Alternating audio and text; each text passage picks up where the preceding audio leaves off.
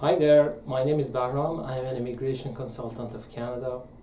Today I wanted to talk to you about Canadian visitors visa.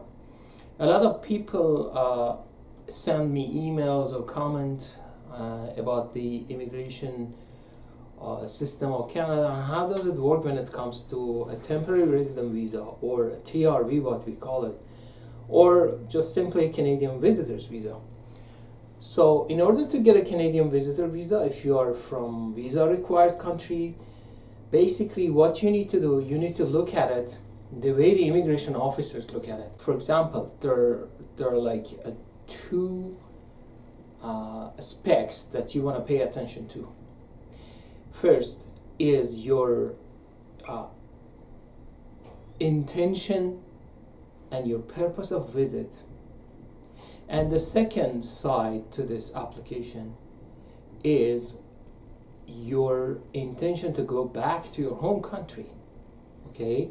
So, first of all, you need to satisfy the immigration officer that you have enough reasons and motivation to come to Canada.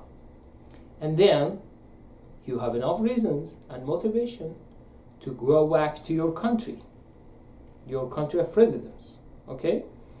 So, and for the first part, you basically either have a strong travel history. You have traveled to some European countries, Australia, or like US. These are the strongest visas you can get.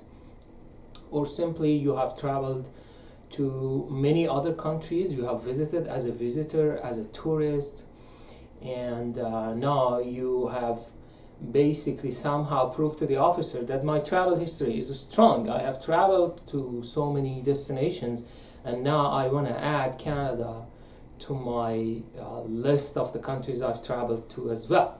Okay, and this is a very good motivation to come to Canada. Or you have someone to visit, you have families, you have friends.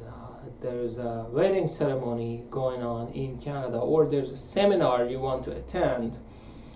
You know, these are basically some reasons to convince the immigration officer that you have enough reasons to come.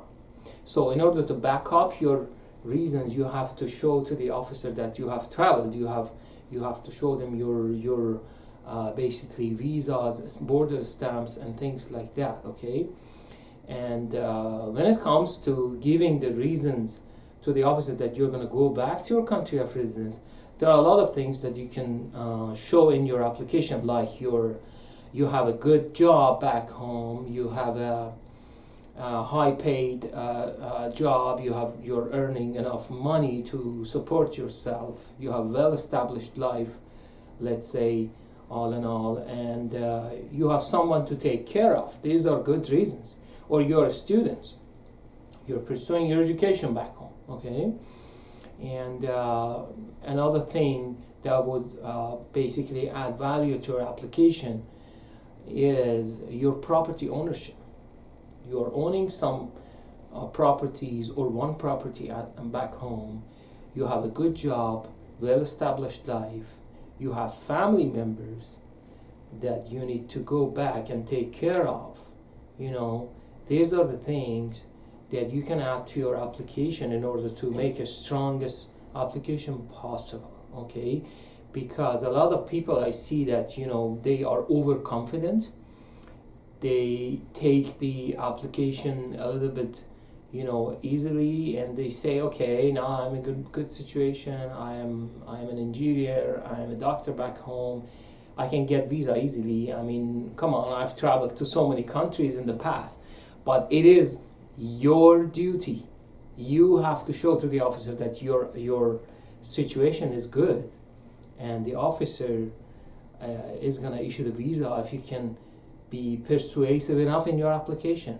Okay, what we do in our office is that we initially interview our clients and get the most information, as much information as possible. Okay, we have a questionnaire that our clients will answer, but again, before even going to that point, we ask a lot of crucial questions, and we want to basically assess their situation, given the risk percentage, risk of refusal, obviously, and risk of chances of approval as well, in order to have an understanding if we are working on a worthy case or not. Okay, so, and then once we got all the information, if they have a travel, if they have basically applied to Canadian TRV or any other application they had with the Immigration of Canada before, we get a full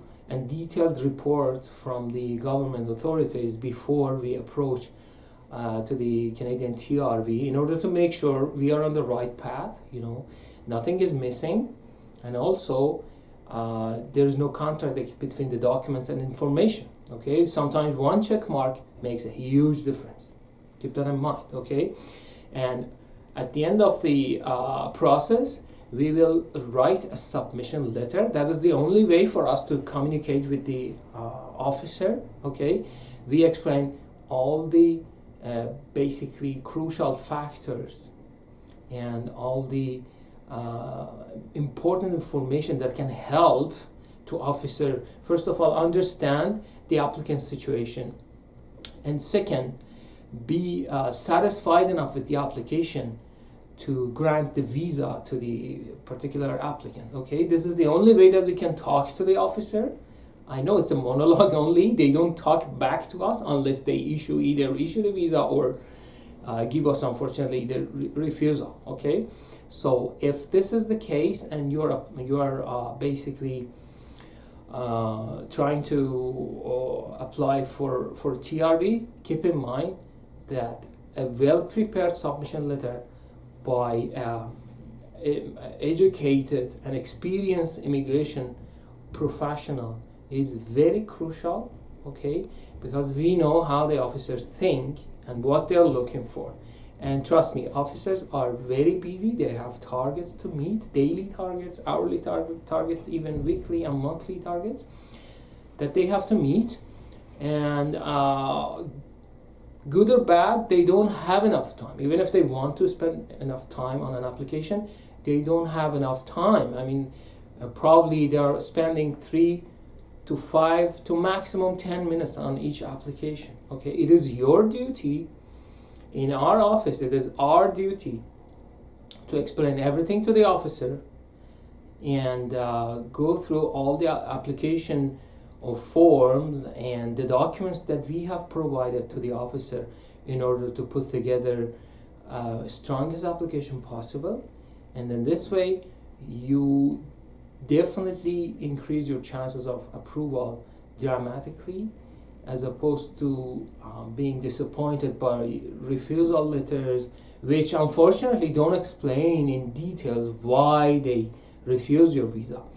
If you look at a refusal letter, it's just formal template of a letter that the officer check marks 1 or 2 or 3 factors that he or she is not satisfied with the application. Okay, so I wish you the best of luck with your application.